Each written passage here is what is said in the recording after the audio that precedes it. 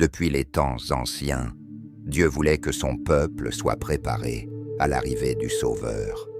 Alors que les chefs religieux ignoraient les signes prophétiques, les cieux proclamèrent la plus grande nouvelle de l'histoire. Le Christ est né.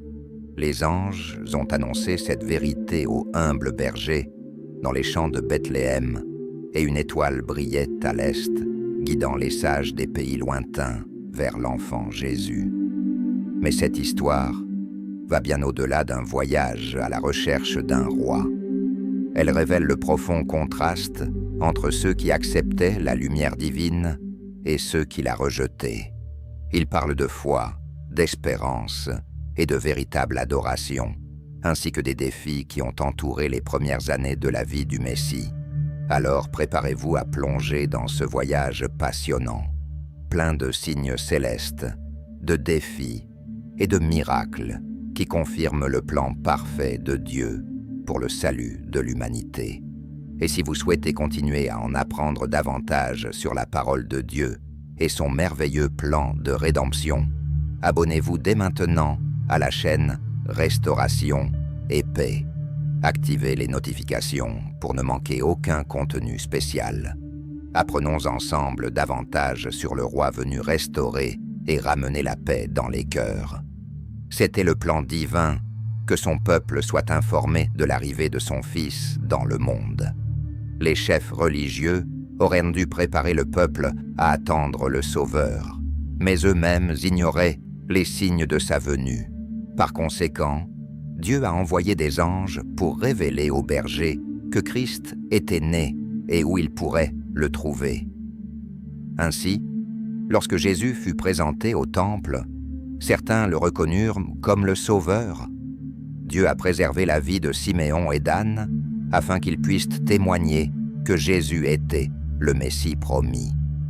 Le désir de Dieu était que non seulement les Juifs, mais aussi les autres nations sachent que le Rédempteur était arrivé. Dans un pays lointain de l'Est, des sages étudiaient les prophéties et croyaient que le moment de sa venue était arrivé. Les Juifs traitaient ces érudits de païens, mais ils n'étaient pas des idolâtres. C'étaient des hommes intègres à la recherche de la vérité et de la volonté de Dieu. Le Seigneur, qui connaît les cœurs, savait qu'ils étaient sincères et plus réceptifs à la lumière céleste que les prêtres juifs, dont le cœur était endurci par l'orgueil et l'ambition. Ces sages étaient des érudits de la nature et de l'univers. Ils admirèrent le ciel et leurs constellations, et lorsqu'ils remarquaient une nouvelle étoile, ils y voyèrent un grand signe, une étoile envoyée du ciel.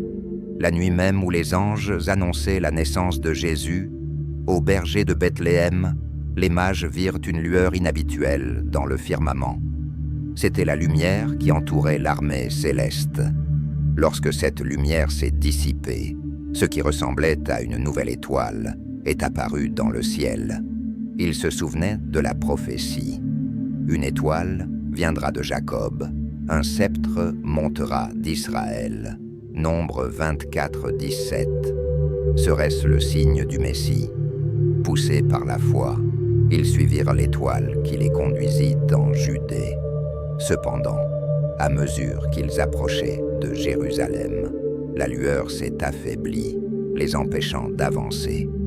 Croyant que les Juifs pouvaient leur montrer le chemin, ils entrèrent dans la ville et demandèrent « Où est le roi des Juifs nouveau-né?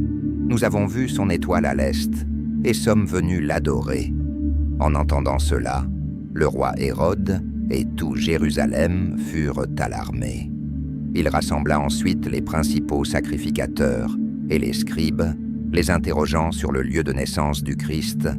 Ils répondirent « À Bethléem de Judée », car ainsi il a été écrit par le prophète Matthieu 2:2-5.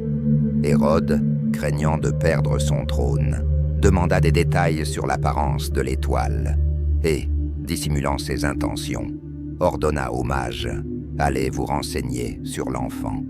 Lorsque vous le trouverez, faites-le moi savoir, afin que moi aussi je puisse l'adorer. » En partant, les mages revirent l'étoile, qui les guida vers l'endroit où se trouvait l'enfant. Remplis de joie, ils entrèrent dans la maison, trouvèrent Marie avec Jésus, se prosternèrent en adoration et offrirent leurs cadeaux, de l'or, de l'encens et de la myrrhe. Matthieu 2, 8 à 11. Les magiciens ont donné au Sauveur la chose la plus précieuse. Avec cela, ils nous ont laissé un exemple. Beaucoup de gens offrent des cadeaux à leurs amis et à leur famille, mais oublient de donner quelque chose au plus grand ami, qui nous accorde d'innombrables bénédictions. Nous devons donner à Christ le meilleur de nos ressources, de notre temps et de notre amour. Lorsque nous aidons ceux qui en ont besoin et que nous enseignons sur Jésus, nous lui offrons des cadeaux. Dieu est satisfait de ces dons et les bénit. Évadez-vous en Égypte. Hérode n'était pas sincère lorsqu'il déclarait vouloir adorer Jésus. Sa véritable peur était que le garçon grandisse et revendique le trône. Son plan était de localiser l'enfant et de l'éliminer. Les magiciens étaient sur le point de revenir et de tout rapporter au roi. Mais un ange leur apparut en rêve et leur ordonna de revenir par un autre chemin. Après son départ, un ange apparut à Joseph et lui dit « Lève-toi, prends l'enfant et sa mère, et fuis en Égypte. Reste-m'y jusqu'à ce que je te prévienne, car Hérode cherchera à tuer l'enfant. » Matthieu 2,13.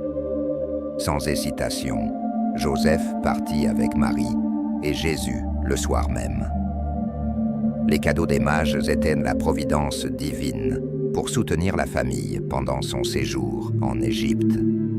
Hérode, réalisant que les magiciens avaient emprunté une autre voie, devint furieux. Dans sa colère, il ordonna l'exécution de tous les enfants de moins de 2 ans à Bethléem. Matthieu 2,16. C'était un acte cruel, une vaine tentative de s'opposer au plan divin. Peu de temps après, sa vie impie connut une fin tragique. Après la mort d'Hérode, un ange apparut de nouveau à Joseph et lui dit « Lève-toi, prends l'enfant et sa mère, et retourne en Israël, car ceux qui voulaient le tuer sont morts. » Matthieu 2,20. Joseph avait l'intention de s'installer à Bethléem, mais après avoir appris que le fils d'Hérode, Archélaos, dirigeait la Judée, il craignit pour sa famille. Dieu l'a ensuite guidé pour qu'il retourne à Nazareth, où Jésus allait grandir. L'enfance de Jésus. Jésus a passé son enfance à Nazareth, un humble village. Étant le Fils de Dieu, il aurait pu choisir n'importe quel endroit pour vivre, mais il préférait être parmi les pauvres. Il voulait que ceux qui rencontrent des difficultés sachent qu'il comprend leur lutte. Il a vécu comme l'un d'entre eux, faisant l'expérience de leurs défis et de leurs souffrances. La Bible dit « L'enfant grandit et devint fort, étant rempli de sagesse, et la grâce de Dieu était sur lui. » Luc 2,40. Son intelligence était remarquable et sa perception fine. Malgré la simplicité de son enfance, il fait preuve de générosité et de patience. Toujours prêt à servir, Jésus avait un esprit bon et serviable. Il était gentil avec les personnes âgées, compatissant envers ceux qui en avaient besoin et même prudent avec les animaux. Une vie exemplaire. Même s'il savait qu'il était le Fils de Dieu, Jésus obéissait à Joseph et à Marie. Il travaillait comme charpentier, s'habillait comme des ouvriers et n'utilisait jamais son pouvoir pour se faciliter la vie. Il s'est consacré à chaque tâche avec soin, nous enseignant que le travail honnête est digne et béni. Dès son plus jeune âge, il a été confronté à des défis.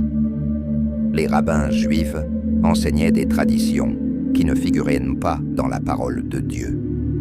Jésus, cependant, ne les a pas suivis, car son engagement était envers les Écritures. Cela dérangeait les chefs religieux et même ses frères. Même face à l'opposition, il est resté fidèle. Son amour pour ceux qui en avaient besoin était évident. Il arrêtait souvent de manger pour aider les autres. Son cœur généreux l'a fait aimer de ceux qui souffraient. Satan a essayé de l'égarer, sachant qu'une seule erreur compromettrait son dessein rédempteur. Mais Jésus est resté irréprochable et est devenu le sauveur de l'humanité. Gardé par des anges, il grandit en grâce et en connaissance. Son exemple nous incite à rechercher la vérité, à faire le bien et à vivre selon la volonté de Dieu. Jeune homme de prière, Jésus trouvait sa plus grande joie dans les moments de communion avec Dieu, au milieu de la nature. Après avoir accompli ses tâches, il aimait se retirer dans les champs, où il méditait dans les vallées verdoyantes, priait dans les montagnes ou recherchait la sérénité des forêts. Le chant des oiseaux lui remonta le moral, et sa voix rejoignit la leur dans des chants de louange et de gratitude. Chaque matin était accueilli par des hymnes d'adoration. À l'aube, il cherchait un endroit tranquille pour méditer, prier et étudier les Écritures. Après ce temps de connexion spirituelle, il est rentré chez lui et s'est consacré à ses fonctions avec dévouement et excellence. Sa présence rayonnait de paix et semblait attirer la compagnie des anges. Tout le monde autour de lui ressentait l'influence de sa vie pure et sainte. Même s'il vivait parmi les négligents, les endurcis, les injustes et les méprisés, son attitude a toujours été empreinte d'amour et de compassion. Parmi les publicains malhonnêtes, les prodigues repentants, les samaritains rejetés, les soldats païens et les humbles paysans, Jésus a partagé des paroles d'encouragement et d'espoir. Il soulageait le fardeau des affligés et enseignait de précieuses leçons sur l'amour et la bonté divine, extraites de la nature elle-même. Il a inspiré les gens à voir en eux de précieux talents, des dons qui, s'ils étaient bien utilisés, apporteraient des récompenses éternelles. Par son propre exemple, il a démontré que chaque instant de la vie a de la valeur et doit être consacré à quelque chose d'utile